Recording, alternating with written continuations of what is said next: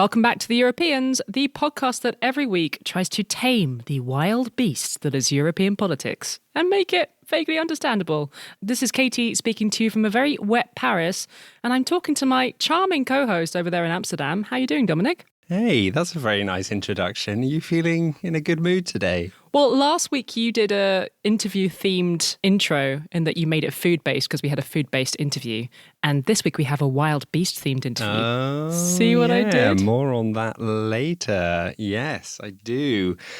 Did you have a nice Europe Day last week? I have to confess, this year I didn't do anything specifically Europe-related on Europe Day. I feel like a very bad European. What did you do? Well, producer Kat and I went for a reception at the offices of the European Cultural Foundation. Oh, yeah. Where their director, Andre, called for Europe Day to become a national holiday across the EU. Yes. Now, he said this before, and at first I thought it was a bit gimmicky, but I'm really coming around to the idea. Wouldn't it be nice if one of our bank holidays was connected to celebrating peace in Europe and unity instead of just another Christian festival day? And it would be nice if you had to make a sort of European banquet to eat or eat food from neighbouring countries or something like that. Yes, I love it. And I should actually mention that it's already a national holiday in Kosovo and Luxembourg. So well done, Kosovo and Luxembourg. Let's make it happen across the continent. Let's do it. So back on the subject of wild beasts. Yes, this week we're going to be discussing one of the big dilemmas of our time in Europe. How to live alongside the wolves. The protection of these apex predators has become a very thorny political issue in recent years. We're going to be speaking to an expert today, someone who has studied how wolves and humans can coexist and some other problems there. That person is Hanna Pettersson. She'll be joining us later on in the show. But first, it's time for Good Week, Bad Week.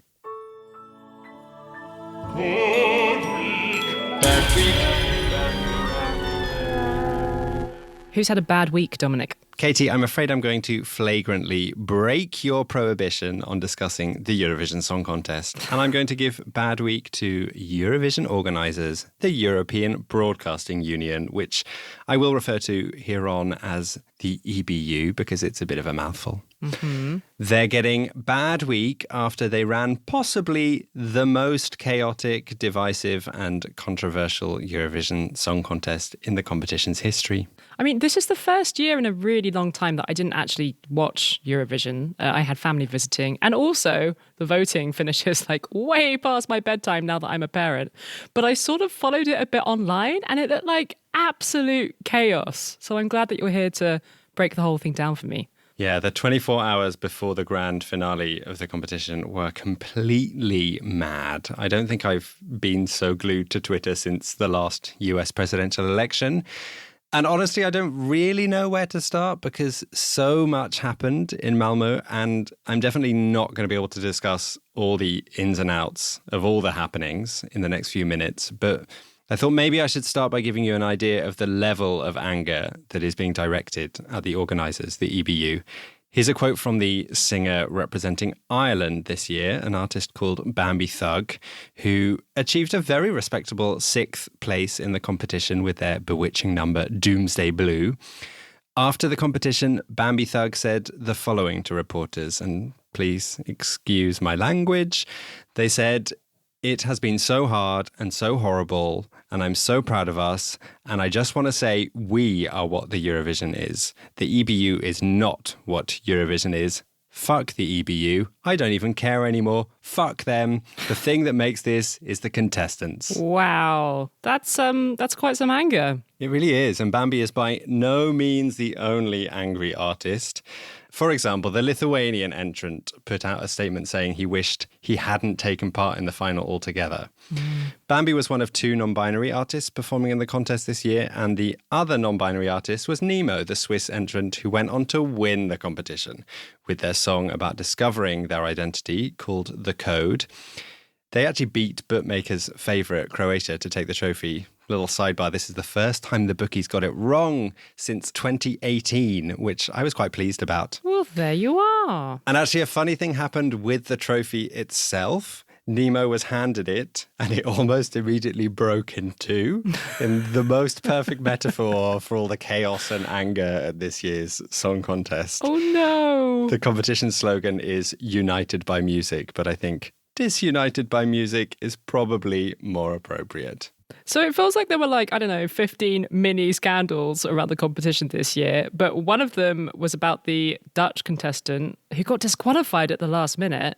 And I was wondering, is that why you're giving the EBU bad week? Because I know you're actually quite a fan of the Dutch entry, or at least the message behind it, if not the song. Well, I am, of course, staying neutral in this case, whilst the investigation around the Dutch contestant is ongoing. Very good. Although, yes, this is one of the dramatic and controversial things that happened, so we can start here. If you didn't hear about it, Joost Klein, the Dutch entrant, was one of the favourites. He had this song, Europapa, which was an ode to the European Union and the wonders of borderless travel. At the same time, it was an ode to his parents, who both very sadly died when he was a child. It was his lifelong dream to perform at Eurovision, and he did get to perform in the semi-final, but he was dramatically disqualified just a few hours before he was due to perform in the grand final due to an alleged incident that happened after he performed in the semi-final that involved a, quote, threatening movement towards a camerawoman after he had apparently repeatedly asked her not to film him. This incident led to a police investigation into, quote, unlawful threats, and following that investigation, the case has been sent to the prosecutor. It's really difficult to know what happened here. There's very little public information at the time of recording, and it's been striking to see how divided people online are on how the EBU responded to this. The Dutch broadcaster Avrotros and the Dutch commentator of Eurovision, Cornald Maas, backed Joost and said that this disqualification was disproportionate to what happened. On the other hand, many people are saying, believe the woman, even if the story is about a charming pop star that you all like. And a different version of the story has since come out in the Swedish tabloid Aftonbladet that paints Joost in a worse light, saying his threatening movement had actually broken her camera and cut the employee. We don't know what happened, but everyone seems to agree that Joost did react threateningly, and that is obviously bad. However, the Dutch broadcaster, and I should say much of the Netherlands, are still backing him. The Dutch broadcaster has even lodged an official complaint against the EBU about how the case was handled. So yeah, that's one of the things that caused a huge amount of drama around last weekend's competition and one of the many complaints sitting on the EBU's in tray. Okay, what next? Well, of course, the biggest story and source of controversy at Eurovision this year was around Israel's participation in the contest. The competition is officially apolitical, but for many people, allowing Israel to perform while it's involved in a divisive war with terrible humanitarian consequences is in itself a political choice. In its battle to crush Hamas after the horrific terrorist attack from last October, Israel is being accused of war crimes in Gaza. The UN Special Rapporteur said that she found reasonable grounds to believe that Israel is committing genocide against Palestinians in Gaza. And of course, we shouldn't place the weight of a country's government's decision on the shoulders of a pop star. But if Israel had won the competition, it would have been presented as a political win, a show of solidarity with the state of Israel. And the Israeli government seems to have been very aware of that. There was a huge ad campaign online to drum up votes for Israel. The Israeli Consulate General in New York even paid for huge adverts in Times Square to encourage people to vote for Eden Golan, the Israeli artist representing the country. Wow, I didn't know that. Yeah, I've never heard of any country going to that kind of extreme to get votes for Eurovision. There were also huge protests in Malmö around the EBU's decision to allow Israel to compete. Greta Thunberg was actually even arrested outside the arena whilst protesting. She seems to be arrested every week these days. She does. But Israel, I was really surprised to see, actually did pretty well with the public vote, right? Yeah, in the end, Israel came in second in the televoting, but they actually ended lower in the final result, in fifth place due to lower points from the jury. Some people have been trying to present this strong public vote for Israel as a sign that Europeans support the actions of the Israeli government. And of course, some people do. But this vote does not mean that a majority of Europeans support the actions of the Israeli government. It's worth noting that in this kind of vote, when you decide to vote for a country and can vote up to 20 times, you can have a motivated minority deciding to vote for one country as a show of solidarity, and that can have a big effect on the results. I was sent a great piece of analysis by one of our listeners with comments from an Irish pollster looking at how it was that Ireland ended up giving the second most points to Israel, despite Ireland being a country that is very critical of the actions of Israel. I'll share the link in the notes if you're interested. But yeah, however hard the EBU try, the Eurovision Song Contest is not just about music, just as it wasn't just about music when Ukraine won the competition soon after Putin began Russia's full-scale invasion of Ukraine in 2022. There was almost certainly an element of solidarity in the public voting for Ukraine that year, although I actually think it was a great song too. It was. And it was also the year that Russia was banned from the competition following that invasion. I saw something on social media about members of the Israeli delegation and the Israeli press getting some complaints as well. What was that all about? Yeah, there have been some complaints made about the behavior of members of the Israeli delegation, and specifically about a commentator from the Israeli broadcaster Kan. Ireland's Bambi Thug said that they raised multiple complaints about things the commentator had said on air to the EBU, and that according to them, the EBU acknowledged there were multiple breaches of the rules. The Portuguese broadcaster has also reported witnessing the Israeli team harassing members of other delegations. It all basically sounds like a horrible atmosphere backstage, and it's the first year that I'm actually not envious of people who got to attend in person. Yeah.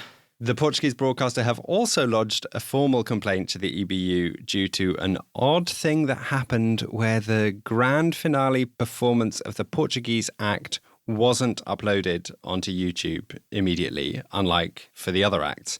There's a suspicion that it was because the Portuguese performer had painted her nails in colours that showed solidarity with the people of Palestine. Oh, God. Of course there was going to be a nail art scandal as part of this drama. The Portuguese team also want to know if fake applause and cheering from the crowd was played in the broadcast when Israel was performing. It's particularly striking to see the clips people filmed in the stadium itself and how much booing there was when Eden Golan was performing. We know that Eurovision have used anti-booing technology in the past. They admitted to using it in 2015 when Russia was being booed. And there's a suspicion that this happened again this year when Israel was performing. Anti-booing technology? Is that a thing? Yeah, it is, apparently. And I guess the idea is to make it less political so the audience at home can't hear if the audience in the arena are making a political statement by booing a specific country. Wow, that is so weird. I had no idea you could do that. And I have to say, like, as a journalist, I find it quite unsettling. It's literally creating a different version of reality to what actually happened in the room to present it differently to people watching on TV. Yeah, it's definitely questionable and controversial. And I also find it a bit weird that the EBU has, up until now, at the point of recording, denied that they used that technology this year. From the footage I've seen from the arena, it seemed pretty clear to me that the technology was being used. That aside, many people think that booing this young woman, Eden Golan, was cruel and not fair, and lots of people have been showing sympathy online for her.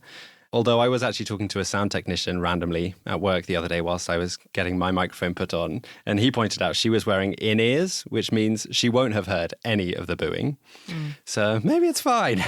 Also, some people say that performing and being booed just unfortunately comes with the territory when you're representing a state involved in such a brutal war. But in general, it sounds like the EBU are going to be dealing for ages with like loads of fallout from this event. Yeah, and there are various countries that have said they are going to have to look at whether they want to compete next year. So things are really bad. And I think a lot of the fallout is because the EBU were doing absolutely everything they could to try and stop the competition from having any political symbols or statements. One of the things I have yet to mention that the EBU did was the banning of flags apart from flags that were for countries performing, plus rainbow pride flags. They were also allowed. Apparently, this rule has been in place for a year already, although it sounds like it wasn't actually enforced properly last year. But this year, it was taken to rather ridiculous extremes when they confiscated any European flags brought into the stadium. That's the flag that's used by the EU, as in the blue one with yellow stars on it. Mm-hmm. I found it quite striking to hear that the Eurovision Song Contest had banned European flags from their audience. And it has really not gone down well with the top politicians of the European Union.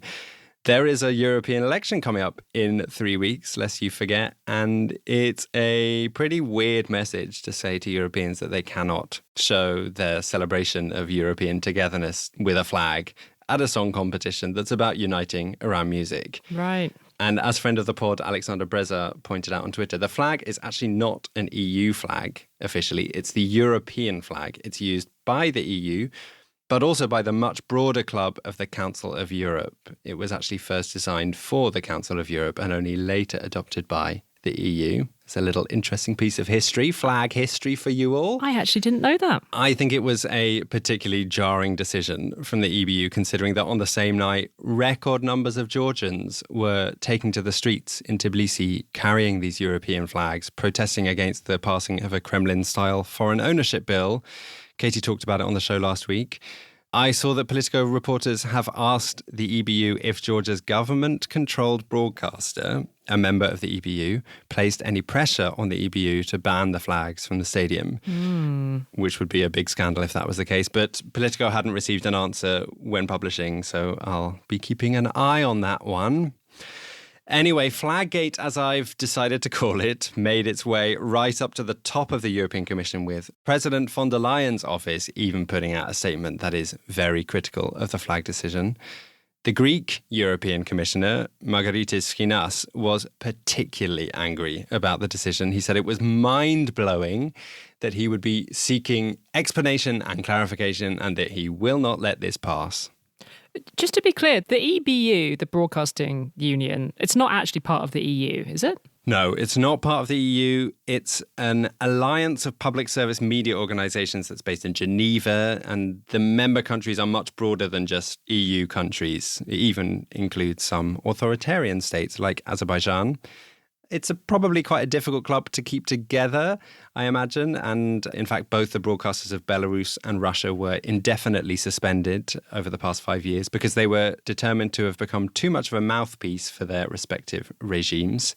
So the EBU is definitely not part of the EU, but the EBU does sometimes work with the EU. For example, they're meant to be hosting the Eurovision debate on the 23rd of May, a big debate in the run-up to the European elections, where all the lead candidates of the European party groupings come together. But Schinas, this Greek EU commissioner, said to Politico that whether or not that debate goes forward will depend on the explanations that are given around this flag scandal. He said about the flag decision that for the time being, no one has bothered to tell us why. So overall, I think it's pretty clear that it's been a bad week for the EBU. This year's Eurovision really doesn't seem to have brought Europeans closer together. In fact, it seems to have had quite the opposite effect. And perhaps the EBU don't deserve all the blame, as our producer Wojciech pointed out to me the other day. Isn't this just the zeitgeist we're in, where even the most light-hearted, camp, fun night of the year has to become a depressing existential nightmare? That's the spirit. I do wonder what the EBU will learn from this and how they will pick up the pieces, and if Martin Ostendahl, the Eurovision boss, and all the EBU executives will stay in their jobs. Anyway, I will leave you with the words of Nemo, this year's extremely talented winner, who was speaking in their winners' press conference about the fact that they had to smuggle in their own flag, the non-binary flag, into the competition because it wasn't allowed. This is clearly like a double standard, and as I said, like I broke the code and I broke the trophy. Maybe the trophy can be fixed. Maybe Eurovision needs a little bit of fixing too every now and then. You know, it's funny, I didn't actually watch the competition this year, but some of my family did. And from the chat on our family WhatsApp group, you would have no idea that Eurovision was any different from normal. Like, it was all about like, oh, which songs are good, which songs are really bad, which of the outfits that the singers are wearing were particularly insane. Like, you really had to be following all of this online to have any idea how chaotic it really was. Yeah, and I guess to that end, maybe the Eurovision organisers did the best job they could to try and hide this from the public. Whether or not that was the right thing to do, I don't know. I know lots of people in the Netherlands found it really weird that there was absolutely no mention of the fact that Joost Klein had been disqualified. It just was like the elephant in the room for the people that knew. But in a way, it's nice to hear that some people can carry on enjoying it without any of the bullshit. I guess we have to look on the bright side. I guess we do. Who's had a good week, Katy? Well, I think the Spanish Socialist Party have had a pretty great week. They came top in last weekend's regional elections in Catalonia, winning 42 out of the 135 seats in the regional parliament. So not a majority, but it's enough seats to mean that the parties that support an independent Catalonia, separate as a country from the rest of Spain, those parties no longer have the majority in parliament that they would need to stay in power in the region. Wow. And that's a really big deal. Like, these parties have been in power in Catalonia for a decade. It's obviously a hugely complicated and emotive issue, Catalan independence, but for people that haven't necessarily followed all the drama of recent years, can you give us a quick recap? There was a referendum on whether Catalonia should break away from the rest of Spain a few years ago, right? Yes. So that referendum was back in 2017. It was organised by the pro-independence Catalan parties that were running the regional government at the time. And it was a really fraught time. I helped to cover the aftermath of that vote in Madrid, and the whole thing was completely mad. It was the biggest political crisis of recent Spanish history. The referendum was not an authorised one. The Spanish government in Madrid was very against it, and actually the Constitutional Court also said that it would be unlawful. But the regional government went ahead with it anyway. And the day itself saw a lot of ugliness. The Spanish police came in and tried to shut the vote down, in some cases very violently. They beat election workers and voters. And in the end, less than half of Catalonia's population actually voted. Some of them stayed away because they thought this referendum was illegitimate and better off ignored. Others because the police stopped them from voting. But ultimately, the lack of voters meant that the people who did cast the ballot were overwhelmingly pro-independence. 90% of them voted to break away from Spain. And a few weeks afterwards, the Catalan leader at the time, Carlos Puigdemont, he actually declared independence from Spain. Very briefly. He then quickly suspended the Declaration of Independence, which added loads more confusion to an already confusing situation. And after that, things got even messier and uglier. The Spanish government fired the Catalan regional government and took away its powers.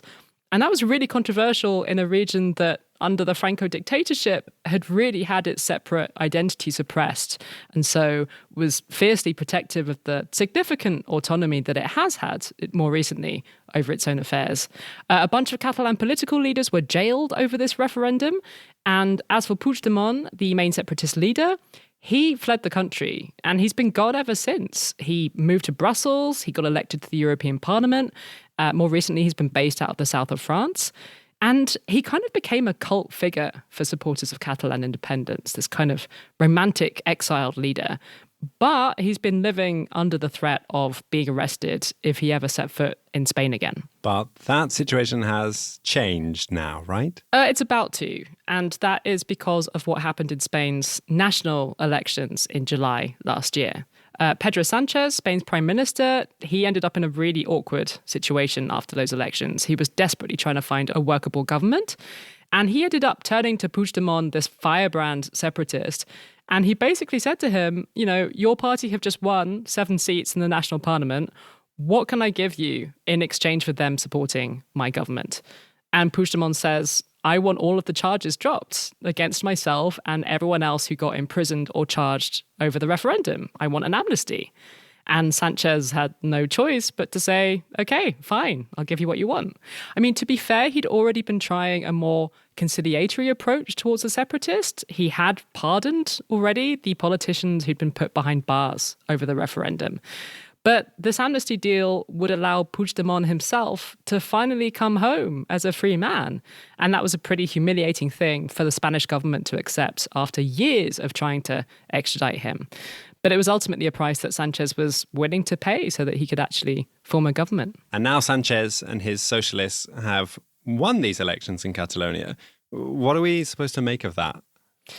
Well, I think we have to see it as a pretty good vindication of Sanchez's approach towards the separatists. Like, Spain's great political gambler has done it again. He's such an interesting figure, Sanchez. This offer of an amnesty, it was super unpopular when it was announced back in November. There were huge protests against it by Spanish citizens who are against the separatists. But these elections in Catalonia kind of show why this was a clever strategy for Sanchez. Because ultimately, it's reduced separatism to a much smaller political issue. Since the government in Madrid has been relatively nice to the separatists lately, a lot of Catalan voters voted last weekend with more daily issues in mind. And the socialist leader in Catalonia, Salvador Illa, he ran a campaign focused on, wanting to improve public services, wanting to deal with this terrible drought that's been affecting Catalonia this year. And it really seems like that spoke to a lot of listeners, although it also seems like a lot of people also just fancy a change after 10 years of the separatists being in power. Having said that, Puigdemont's party did actually come in a pretty close second behind the socialists. So I don't want to make it sound like the pro-independence movement is completely dead. It still has a lot of support. Yeah, that's actually something I wanted to ask. How much support is there these days for an independent Catalan state? Do we know? Yeah, it's something that's always been really divisive in Catalonia. There has always been a big chunk of the population that believes Catalonia should be part of Spain, and another big chunk that feels very passionately that Catalonia would be better off as a separate country, and not only for reasons of identity and language, but sometimes also economic arguments. Catalonia is one of Spain's richest regions, and in the years after the financial crisis especially, more people started thinking they'd be better off going it alone. It's still very divisive, but the separatists do seem to have lost some of their momentum in recent years. There was a study by the regional government's own polling agency that showed in February that 51.1% of Catalans support unity with Spain, compared to 44.1% in 2019. So a little bit more than a few years ago. And you said that the socialists didn't actually win a majority in these elections, even if they came top.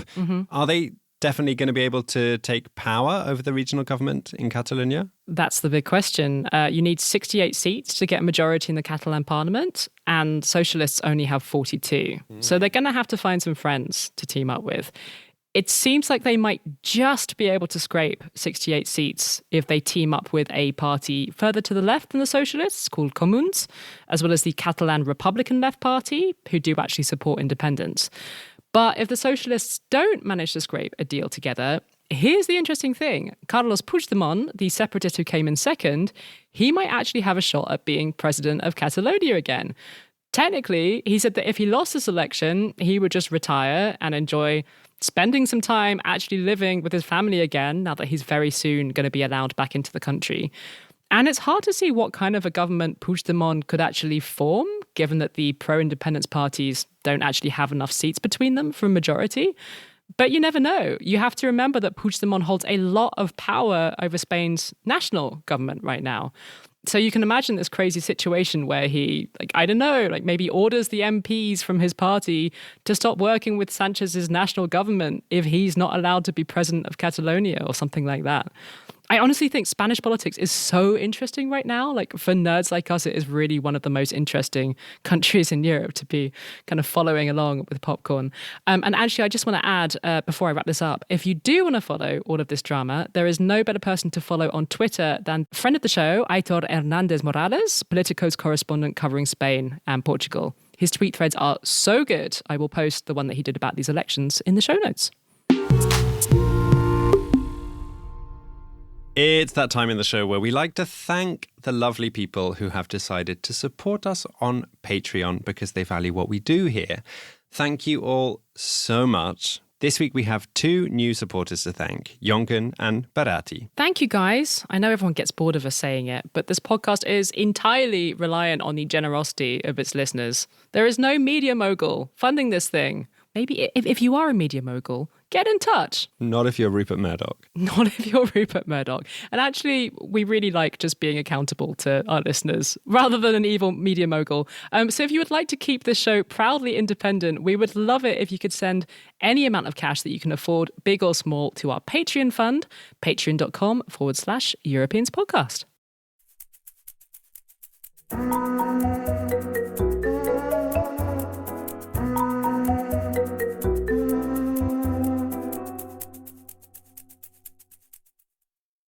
Let's talk about wolves. We've been a little bit obsessed with wolves on this podcast for a long time now. We've talked about the rise in Europe's wolf population a couple of times over the years.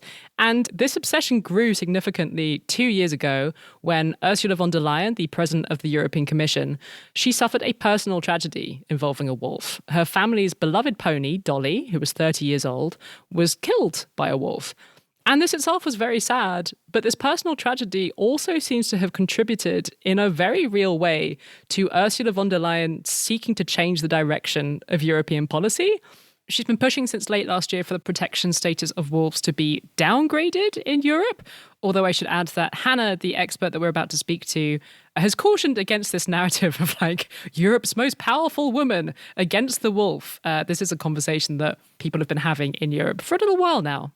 Currently, wolves play quite a big role in the EU's biodiversity strategy, but von der Leyen and others in her Conservative Party have started asking whether we actually should be encouraging wolves quite as much as we have been. Because after all, the wolf population has really bounced back after being hunted nearly to extinction in Europe in the 19th century. How many are there? They're actually pretty hard to count, but there was an EU report last year that estimated that there are more than 20,000 wolves across the bloc today, which is a more than 80% increase over a decade. And these wolves are eating a lot of sheep and cows. And ponies. Wolves attacked more than 65,000 livestock across Europe last year, and farmers have to be compensated for that. What's clear is that as the numbers of wolves grows across Europe, more and more we're having to learn how to live with these predators. And the answer for how to do that really varies from place to place. It's a really fascinating policy question. Someone who has thought more than maybe anyone else about how humans and wolves can and should coexist is the Swedish researcher Hanna Pettersson. We gave her a call at the University of York, where she's currently based in the UK.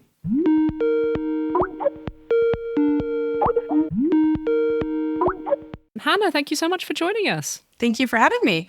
So the first thing I wanted to ask about in general was this really quite big expansion in Europe's wolf population. They've made a massive comeback over the past decade here in Europe.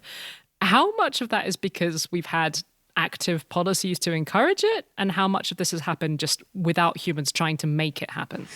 Inevitably, you get the kind of, it depends in that reply, because there's partly, of course, the laws that have come into place since the wolf became protected, since the regulation connected to the Berne Convention and the Habitat Directive, which are these big European directives and sets of laws that regulate what we can hunt and when we can do it and so on. You can't just go out and shoot a wolf like you could back in the day. And that has definitely helped the recovery of wolves across Europe. But then there are multiple other processes going on in terms of people moving into the cities, and there being more space in the countryside, and therefore also more species that the wolf can eat in the countryside. So lots of deer, for example, that are expanding everywhere. And also just a change in mindset of a lot of people, more people being keen to protect them. There are many, many different things going on at the same time, which are all helping the wolf, if you will. And it's really taking those opportunities that we have provided it with through all these different intentional or unintentional measures. For the people who are opposed to the protection of wolves, I think their arguments are rather obvious, particularly for livestock farmers having to deal with the loss of their animals, which is both costly and potentially upsetting. But what are the arguments on the other side? What are the arguments in favour of encouraging these predators to return in bigger numbers to our landscape? That is also very much dependent on who you ask. And there are many stories about wolves. That's important to begin there, potentially. There are the stories about the wolf as a dangerous predator that might kill and eat both animals and people, right? But there are equally exaggerated stories on the other side, that the wolf will come back and the wilderness will return, no trees will be eaten by deer anymore, and everything will be wonderful and balanced, right? But the kind of narratives in favor of wolves coming back are often connected to these ideas of bringing wilderness back, that they will bring these services, these regulating services, which they do. But the question is how much and where, especially in human-dominated landscapes where there are lots of people and sheep and other animals too. And the evidence that is coming out there is very inconclusive. So to kind of begin with, there's a lot of things about wolves returning that we don't yet know how they will impact the landscape and what effect that they will have, which leaves us with this idea of why we want wolves to come back being more about what we want. A lot of people feel very strongly that the wolf has a place in Europe, that it should be there. It was there before, and therefore they should be there now. And that's a completely fine and legitimate feeling to have.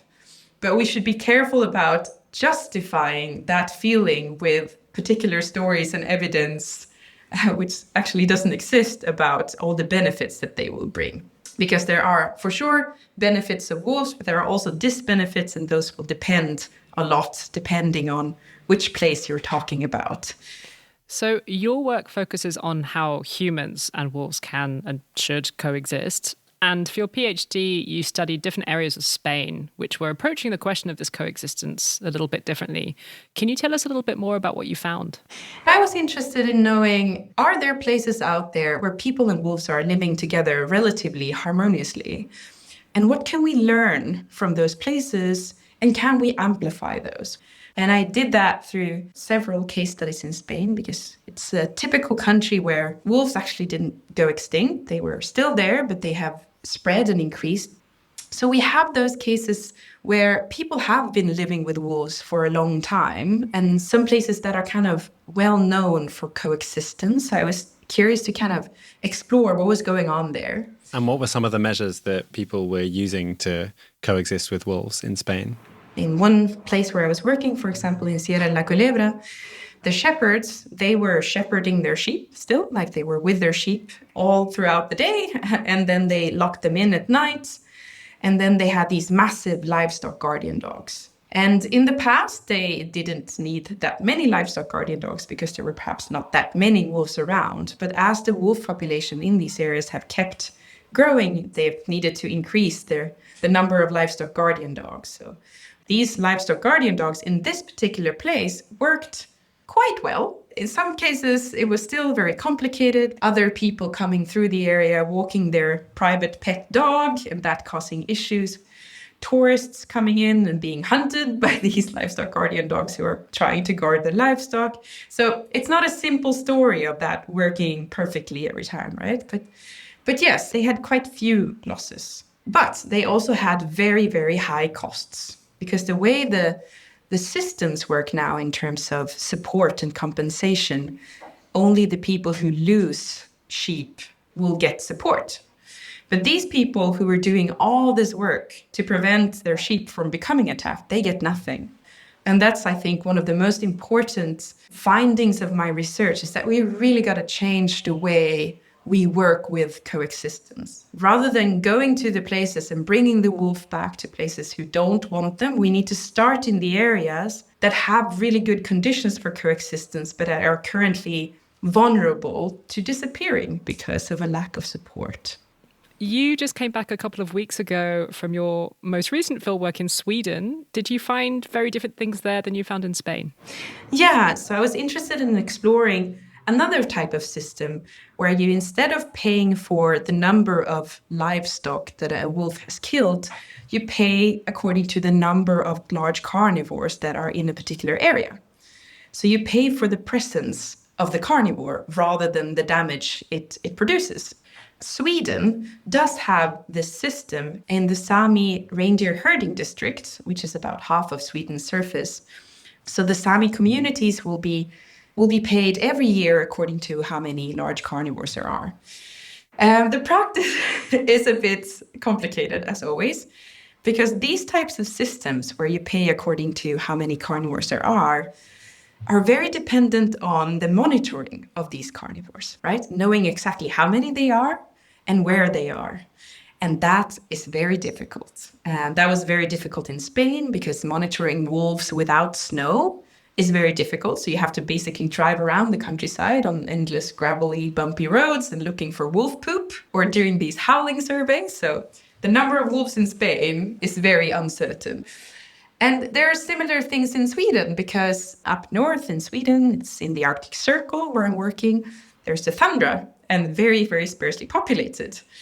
So what you do is that you drive around on a snowmobile looking for wolverine poop and then analyzing that with DNA and then doing some modeling to kind of try to figure out how many of them you would have found and how many you haven't found, and then using that data to compensate the reindeer herders. And what I've found, which is still very preliminary, is that there's a lot of issues going on here, partly because there's a disagreement of how many of these wolverines we're actually finding.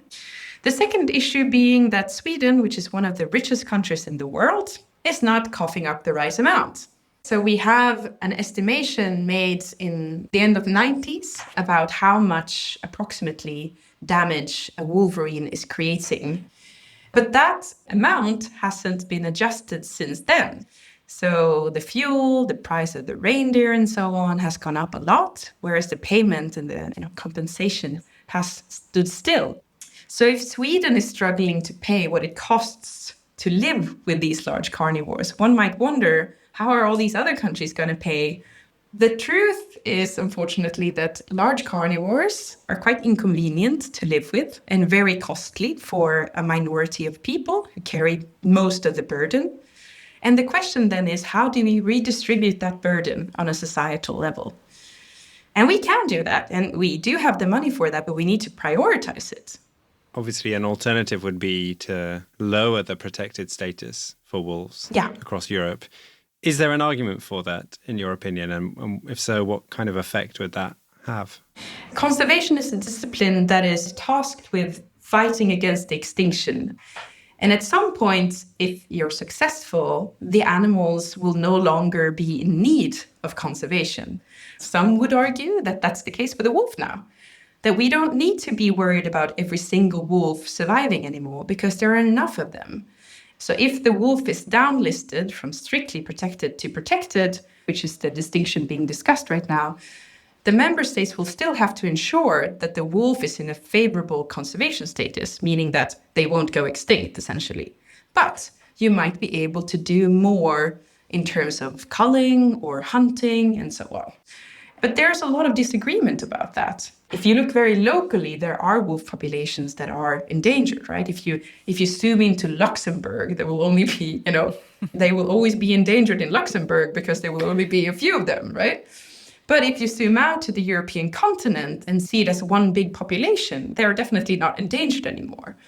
Yeah, it depends on how you cut the cake, and it depends on how you feel about the wolf being managed or being culled or being killed, because there's a lot of people who feel in their hearts that killing a wolf is wrong and therefore that should not be allowed. But there's also a lot of people who feel that, hunting is a very natural thing that we people have engaged with throughout our existence on this planet. But I think underneath it all is just a question of the heart, whether you feel that it's right or wrong and how many there should be.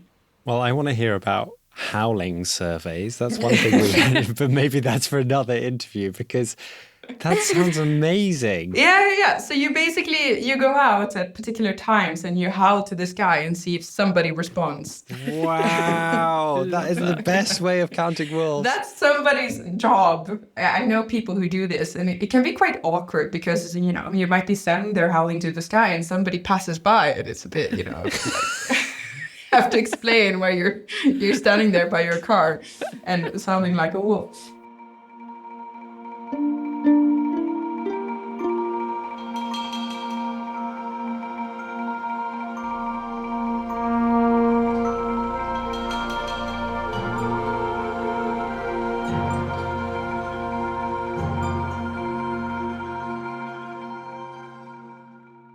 That is much more complicated than I thought it was going to be. Wolves! Who knew that they were such an insanely complicated policy issue? Yeah. Nice to have that nuanced perspective from Hanna. Really nice. Thank you so much to Hanna for talking to us. I first found out about her research via the podcast of The Conversation, which, if you don't know it, it's a great website where academics work with journalists to make their work accessible for non-experts like Dominic and me. She was a guest on their podcast earlier this year. I'll put a link to that episode in the show notes.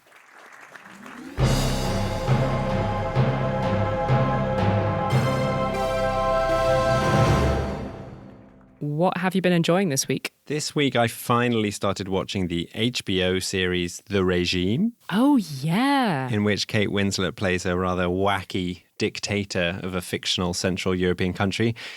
Honestly, it's dividing opinion amongst the critics and amongst our listeners. There was a nice debate about it on our Facebook Patreon page a few weeks back.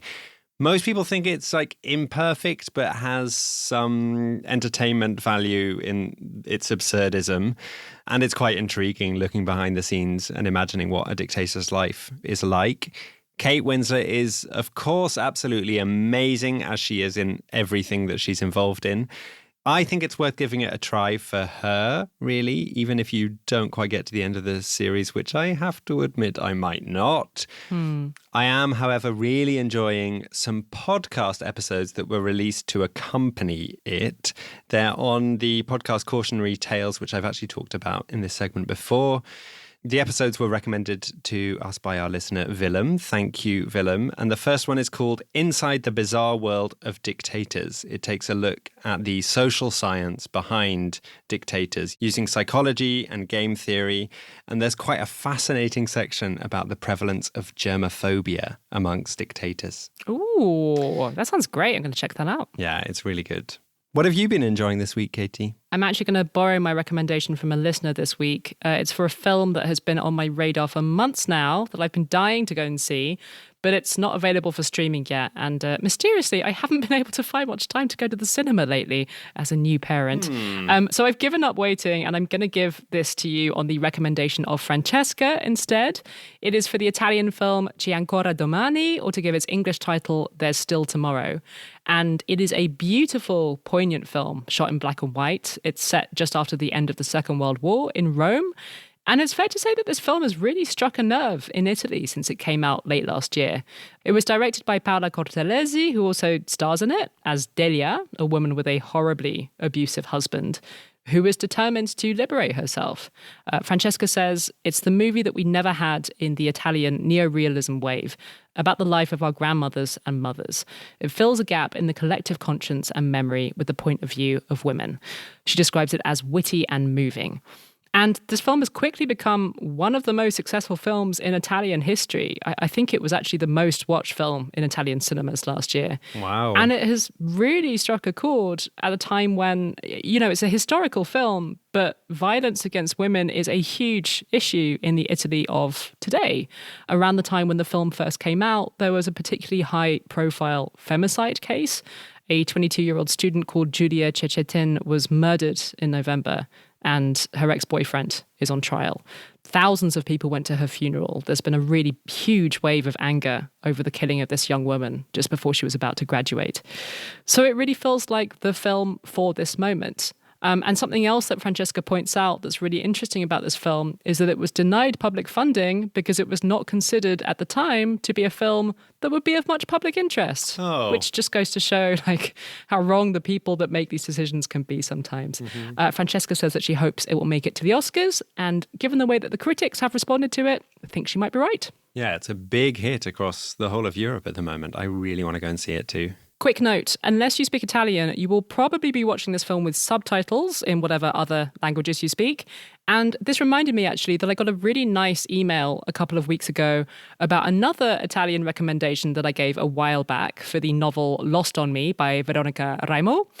David Stockings, who is a translator, quite rightly emailed in to point out that I should have given a shout out to Raimo's translator, because of course her work was a huge part of what made it possible for me to enjoy the original.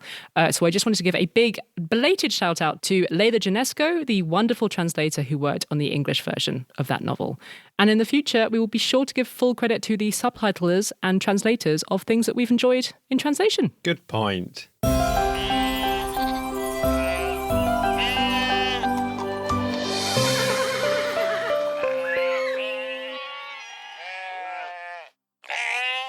time for a happy ending.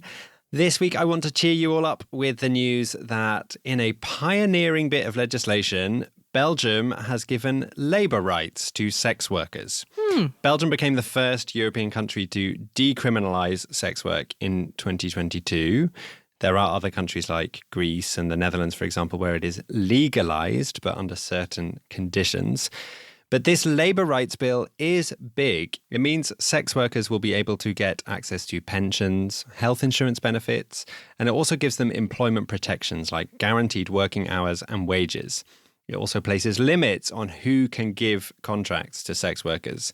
The bill should reduce sex trafficking because from now on, anyone with a conviction for human trafficking will not be able to employ a sex worker. Seems like a no-brainer, but now it's actually happening. And according to the reporting I've read, the Belgian sex worker unions are really happy with this new legislation. It answers all their demands. Amazing and cheering to hear of an example where sex worker unions are actually being listened to. So congratulations, Belgium. That's great. That's all we've got time for this week. The show was edited by Morgan Childs and Katy Lee, mixed and mastered by Wojciech Oleksiak, with jingles by the amazing Jim Barn and Mariska Martina. We're gearing up for the European elections and taking a week off next week to prepare some special episodes for the week after. But we'll be back in your feeds before you know it. But in the meantime, you can find us on social media. Where can they find us, Katy? On Instagram, there's actually a pleasing video of a Hungarian, what was it? Dominic, some kind of flute? Double flute. There's a wonderful video of a Hungarian flute on our Instagram page. Check it out at Europeans Podcast. We're also on Threads, Mastodon, Twitter and Blue Sky. Farewell. Fins aviat!